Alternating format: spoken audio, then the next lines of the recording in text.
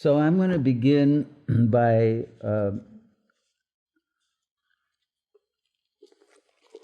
talking about what I consider the outer core teaching. And I'm going to read what I wrote about it because I think it puts it in more, let's say, Western terms that are not quite so ineffable. But I hope that the logic of this argument, if you will, or chain of reasoning will be helpful to you. So this is the outer core teaching in 15 points. 1.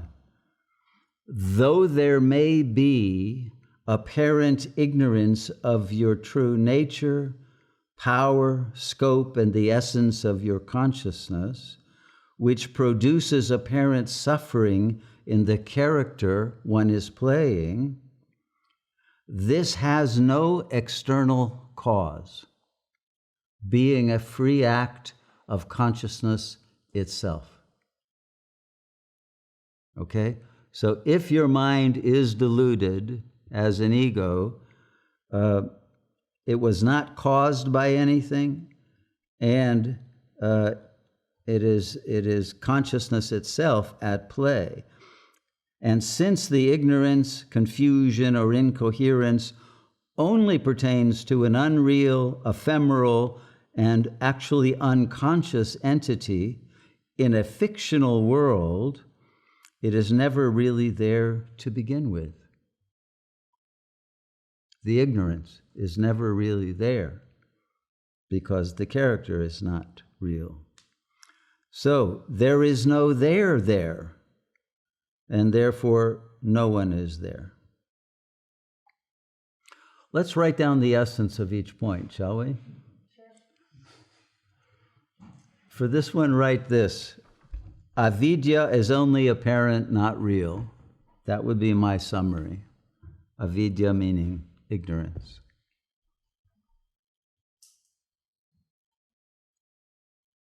So does that point resonate? Is it clear to everyone? Yeah? Okay. Point 2. You don't have to stay up there for each point. I'll tell you at the end what I would write as a summary. So, hence, there is no real distinction between bondage and liberation. Consciousness was never limited to an entity nor a psychological structure. Moreover, consciousness was never lost in a world of matter, space, or time, which is only its own symbolic projection of its nature, which is undifferentiated potentiality. There is, therefore, no ultimate reality of good and evil, defilement and purity, or other pairs of opposites. And yet such imaginary narrative distinctions constitute the enclosure of a fractal of your consciousness in a state of psychological delusion. Discernment of the truth initiates its opening to the real. Okay? So, don't think that you are a fractal of consciousness because you are the whole. But if there is a fractal, call it the ego, that encloses itself in that delusion, it's imaginary. And as soon as there is discernment of the truth communicated to that fractal, it opens to the real. So the summary would be, duality is lack of discernment, lack of viveka. Okay, that's clear? Okay. 3. Consequently, there is no valid difference between ordinary beings and Buddhas or Avadutas or divine avatars. Nor is there an ultimate difference between samsara, the realm of Shakti, and nirvana, the transcendent abode of Shiva. The self in wholeness is both transcendent and immanent, and neither, and beyond all description. So the whole self cannot be categorized or described or inscribed in any paradigm or conceptualization of reality. So let's put 3 as the summary being difference equals sameness.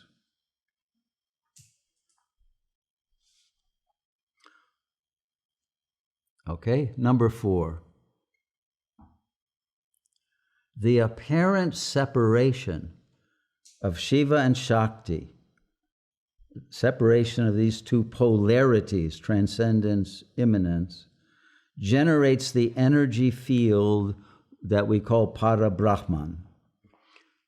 Because of these two polarities of yin and yang, they create a kind of a magnetic energy, like the north and south pole of magnets will create, and that's what creates the energy that produces the quantum and quantum wave function activity and the activity of the omnitriangularity.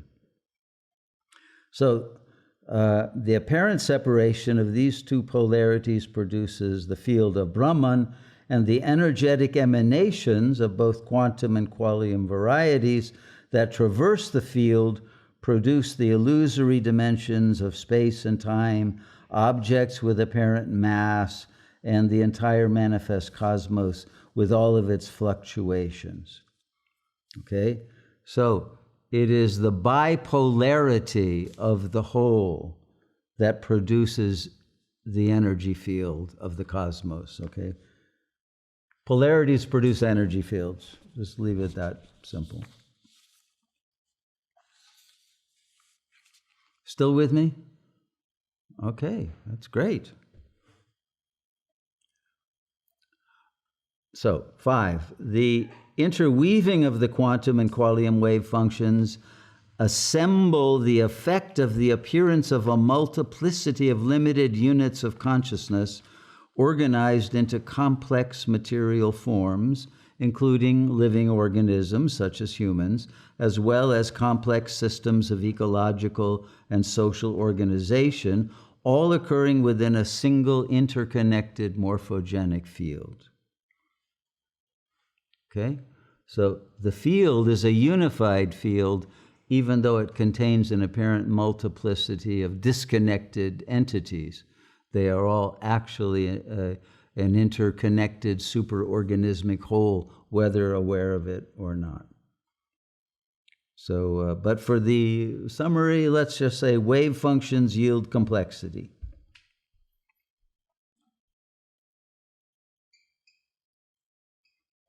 In a unified field. Okay. Number 6.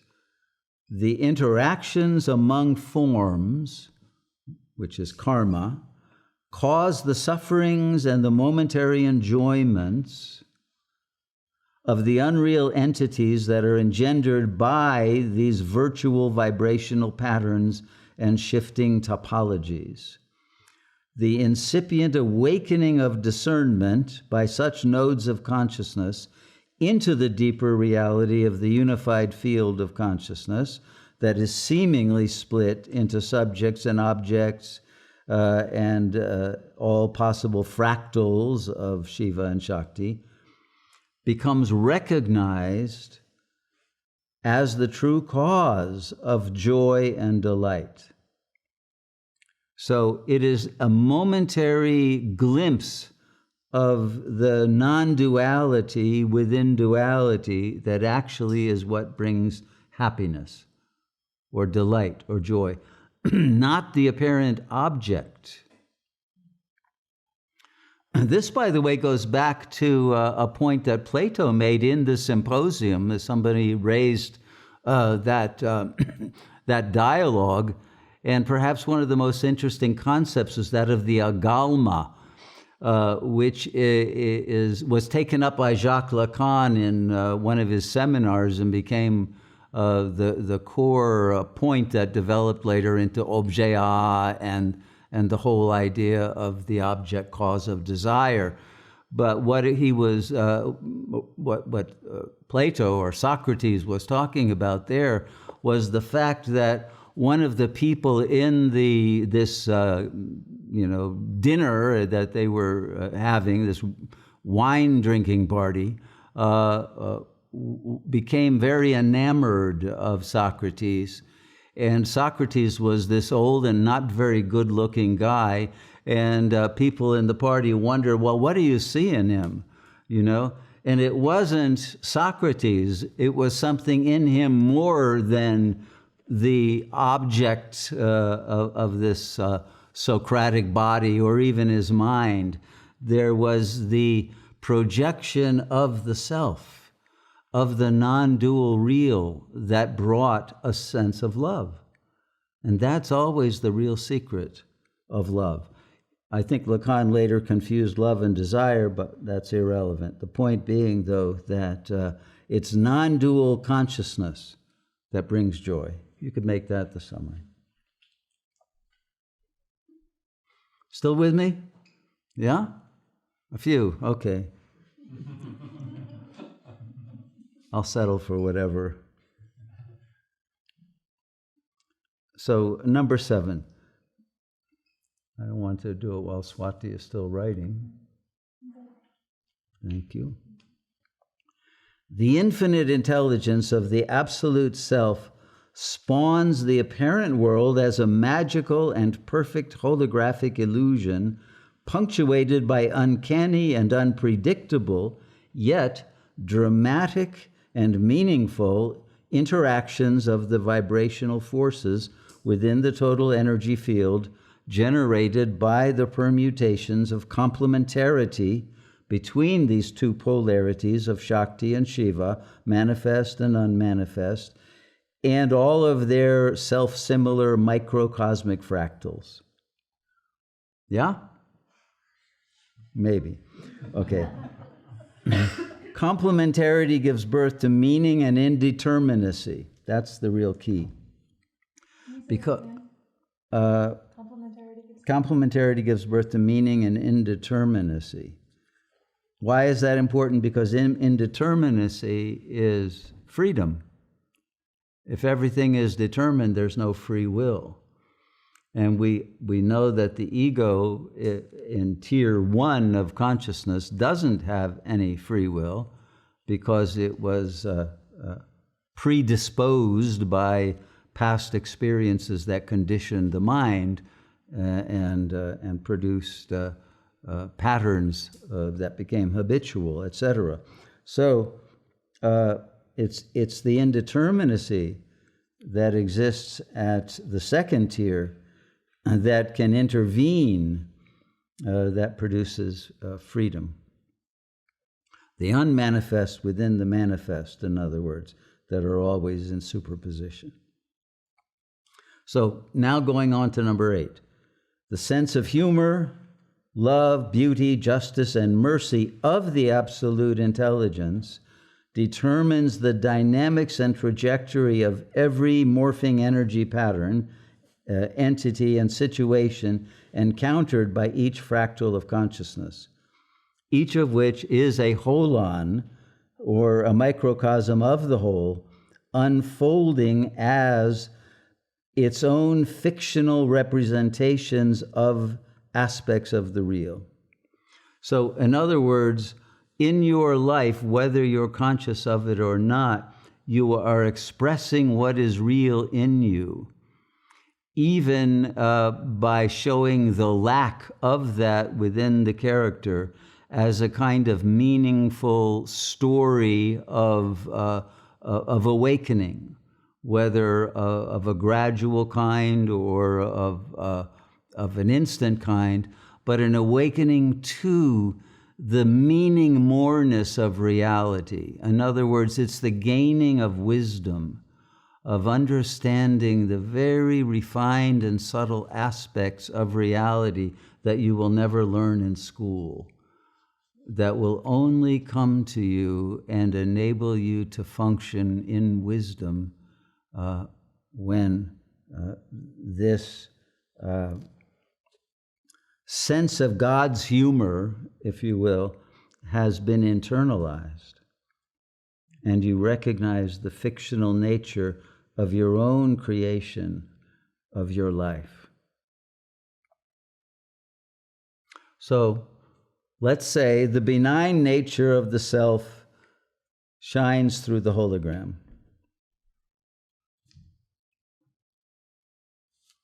Anyone still with me? Yes. Okay. Number 9.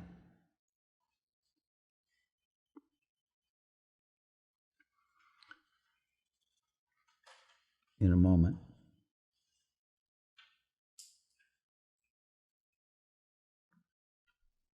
Thank you, Swati. Time is produced and perceived as the sequential arising of thoughts.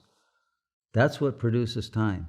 Every change of thought produces the phenomenological appearance of a new moment.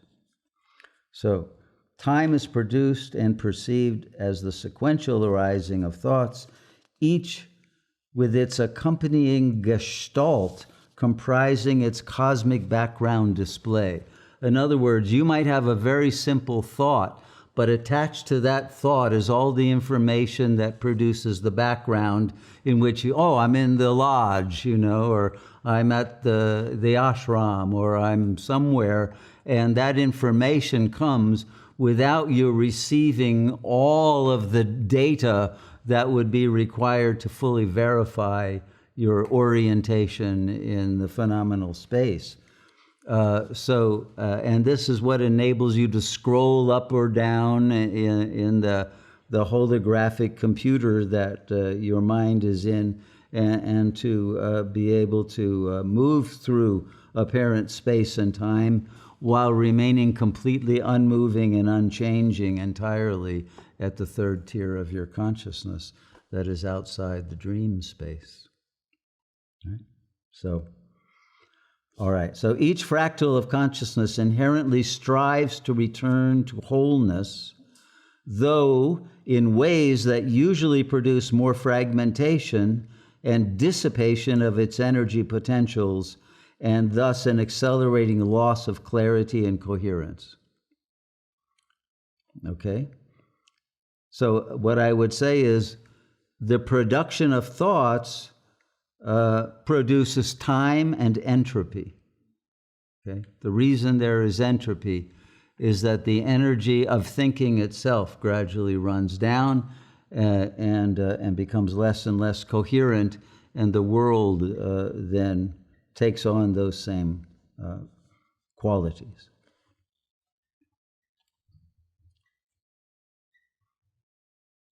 Okay?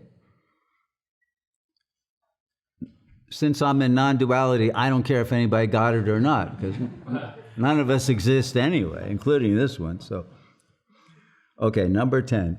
At a teleologically determined and providential moment, the fractal consciousness of any short-lived entity, that's you, it's us, may turn its attention within in an effort to discover the root cause of its unhappiness, and just may discern the true nature of its own essence. If it succeeds in silencing its mental narrative and stilling its internal agitations, the consciousness becomes aware of the subtle energy field. Let's call it real 2 and real 3, those subtle energy levels of overwhelming and thrilling intensity, intelligence, and luminosity that underlies and pervades the holographic display that is the apparent world, right? So in other words, if your third eye opens, to use that cliche, and you can perceive the subtle vibrational energies that are here, and you can resonate with them, you will be in a state of ecstasy. The thrill and the overwhelming power of this energy that pervades this space will in itself bring you into bliss. And there is more energy in a tiniest particle of space than you would need to blow up the entire world. Even the quantum physicists know that. There's no such thing as empty space. It's all infinite energy if you can attune to it and harness it, is what they want to do. But here it's merging into it. Okay? So let's just summarize that one. Anyone at any time could realize the self. Okay?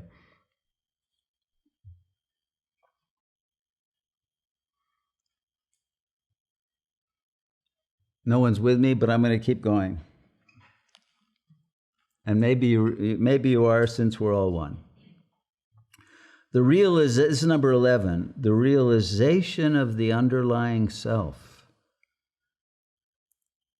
That is the all-encompassing, all-pervading, but also innermost and unmanifest, limitless and utterly inconceivable self, brings total instantaneous knowledge of your absolute presence. So it's instantaneous. It's not a gradual, oh wow, look at what's happening, and no. It is the complete shift into the absolute from the relative. The individual mind, and here's the paradox, that's the key. The individual mind both dissolves into the infinite light and paradoxically remains entirely, apparently separate. In other words, after you're enlightened, you still cut wood, carry the water, you do the seva, nothing changes. The ordinariness of the world is not affected by the extraordinariness of the realization. But this character that remains as a character in the dream field becomes filled with that wisdom of the absolute. So one is now able to recognize the world from the position of real one, of the first tier, as a self-enveloped and self-scripted fictional theodrama produced in the dream field that holds no reality except the ultimate joyous meaning to which it points and that it poignantly expresses, because the world is expressing that beauty at every moment. The punchline is that one was never different from or other than the one supreme self. So, liberation comes as instantaneous grace. Let's put that. We're almost done. Don't worry. We might even finish all the points before 7. Let's go for it. Number 12. Since samsara, the world, is only an appearance in a confused mind that mistakenly believes itself to exist as a bodily being in that world, no one becomes awakened or redeemed or liberated, since consciousness is always already free, formless, and filled with bliss. Thus, whether or not the dream continues is irrelevant. Okay? And how the dream continues is irrelevant, because it is only a dream and one is awakened from it and lucid in it, but the very withdrawal of one's investment in trying to make it what one wants allows it to appear as it really is. So let's just say nothing ever happens.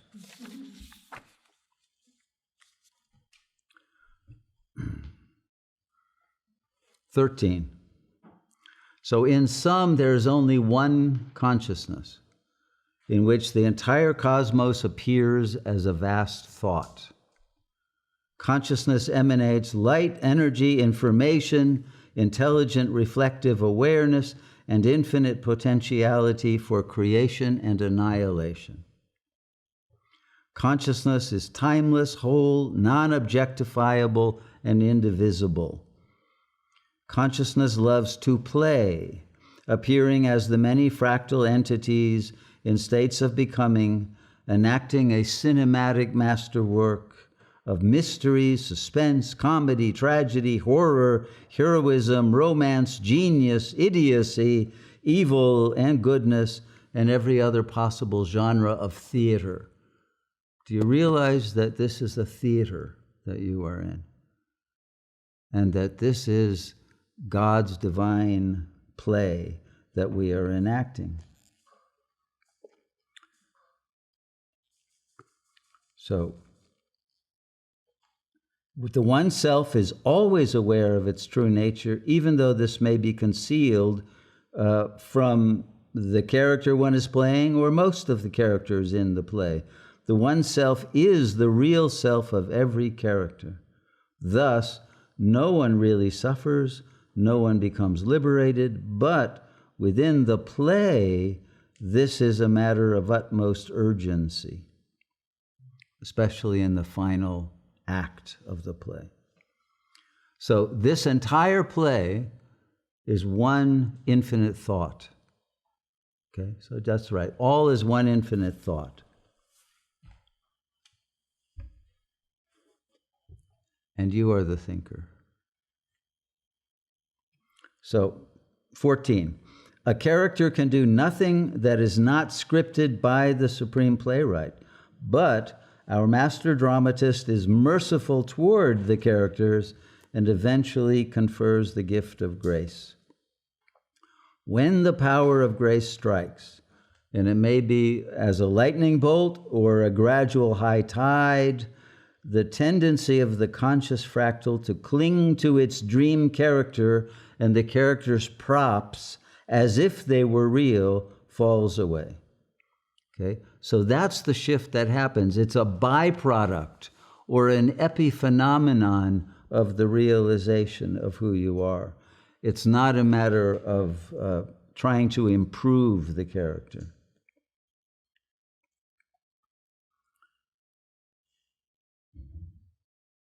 So, at that moment, all the old habits of thought and behavior, the entire set of self-images and projections instantly dissolve, and all the veils of illusion are parted, and the seeds of both samsara and nirvana are burned. The seeds which are the desire to exist and to transcend vanish, right? There's no more wanting or becoming, no words or thoughts, and no belief in existence in any realm of duality. Time comes to an end. Shakti and Shiva are ecstatically reunited as the two polarities of your being, and the inconceivable absolute is realized. So, self-realization ends time.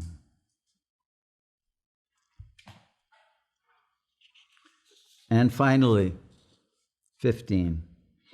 Therefore, the accurate approach is to love the self, capital S, and to accept the perfection of all that appears, free of both desire and fear.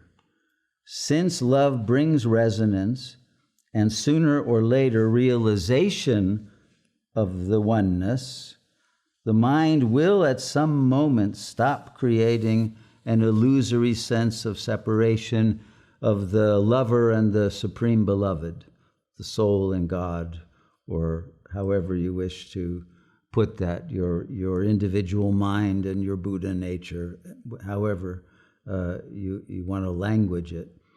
Since the truth is that there never was any real separation, and one was never the character that one had identified with, even meditation of the character finally becomes an obstacle if you think you're the one meditating. For the realized self, there's no difference between samadhi and ordinary ego mind, as we saw Hui Nung explaining. There's no difference between delusion and clarity. There's no difference between life and death. The self is immortal, and it is the state of clear, true wisdom. The most subtle practice, then, is not to try to concentrate or to avoid distraction, and not to try to improve oneself, but simply adore the self and grok the real significance of the sense of I amness. No one is in bondage, ever. No one will attain liberation, ever. The self is eternally free. Be at peace. Okay? Nothing to do, no one to do it.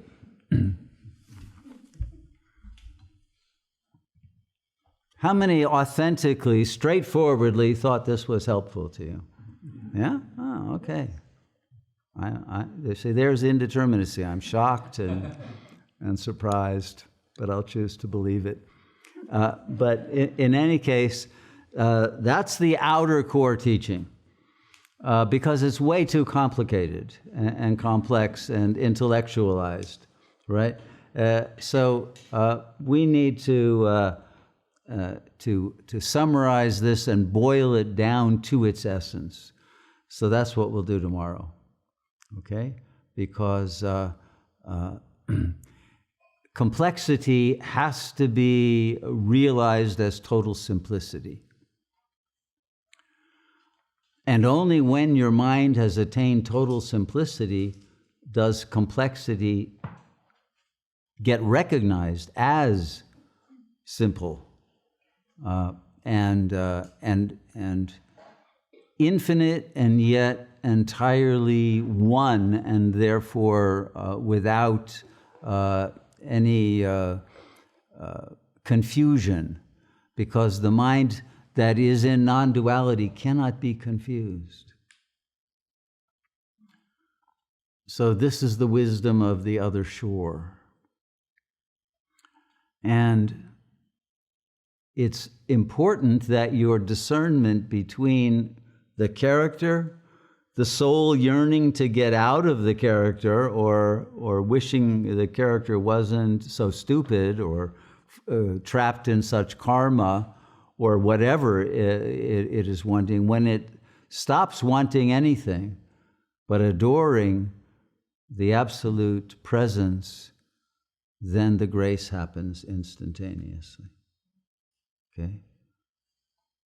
So it's effortless the moment the heart opens to who you really are, which is the reason why the sense of I amness that is genuine and changeless, unborn and deathless, brings that instantaneous liberation. So, blessings for